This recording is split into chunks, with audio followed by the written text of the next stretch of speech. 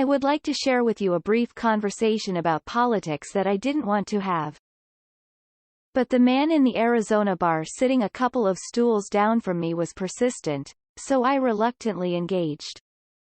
He first brought up President Biden's handling of Afghanistan, specifically the idiocy, his word, not mine, of making a deal with the Taliban in the first place. When I pointed out that it was the former president and not the current one who negotiated the deal, going so far as to pull up video of Donald Trump bragging about making the deal, the man pivoted to Hillary Clinton's email. The Fox News buzzwords just kept coming. It was like playing a drinking game at Tucker Carlson's house. The best part was when he said the Electoral College had to be protected so that California and New York don't ruin our democracy. I asked how a system saves democracy when it allows the candidate with fewer votes to claim victory. He paused for a moment, then went back to Clinton's emails, but, hey, at least he paused. That's more than can be said about Republicans in the Arizona State Senate, who in their rush to show their undying allegiance to Trumpism are turning democracy into roadkill. It has been more than 9 months since the 2020 general election, and some of these bull-headed elected officials are still having a hard time believing that their president, who at no point received even a 50% approval rating, could lose his re-election bid. So instead of accepting the election results, accepting the findings from the Maricopa County sample ballot recount, or accepting findings of 2 firms accredited by the federal U.S. Election Assistance Commission, the Republican-controlled state Senate went all in on the big lie. Adding to the insanity, Cyber Ninjas, the company they hired to conduct their audit, had no experience auditing election results before and is led by a Trump supporter who has repeated wild conspiracy theories about election fraud. The combination of toxic partisanship and misinformation is being used as a fundraiser for Trump supporters seeking office, like State Rep.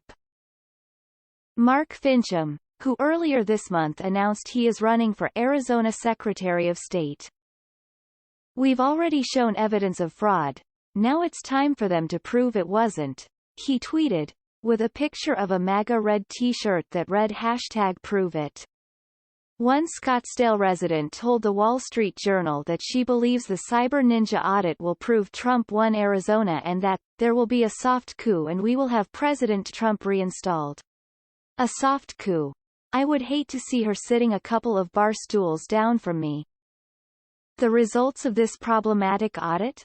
Delayed because 3 members of the 5-person audit team tested positive for COVID-19. That's on brand for a state party that censured the governor for enacting emergency orders to stop the spread of the virus. When the state GOP chair, Kelly Ward, told the Associated Press that she will always put America first, I wondered if she understood what that would mean. Because up to this point, it appears she is putting Trumpism first, and democracy is suffering because of it. Without democracy, there is no America.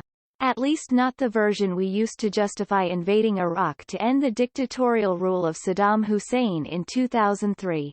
Not the version of America we used to justify staying in Afghanistan 10 years after the U.S. Navy SEALs shot and killed Osama bin Laden in a compound in Pakistan. 20 years of war guided by the premise we were promoting democracy. You would think at a certain point Republicans would see the damage being done to the country they say they love. Instead, lawmakers from neighboring Utah, the Midwest and Tennessee have traveled to Arizona to see if they can conduct similar audits back home. Democracy is being poisoned by people who care only about winning. And now there's a retiree in Scottsdale casually talking to the media about participating in a soft coup, because her party has led her to believe that's how you handle election results you don't like. Presumably that's better than the attempted hard coup at the U.S. Capitol on Jan. 6. So much trust in our election system is being undermined even though not a single court or state official found evidence of widespread voter fraud. Not that facts matter. If they did, Arizona Republicans would have never gone down this road to begin with. And democracy would not have to look over its shoulder.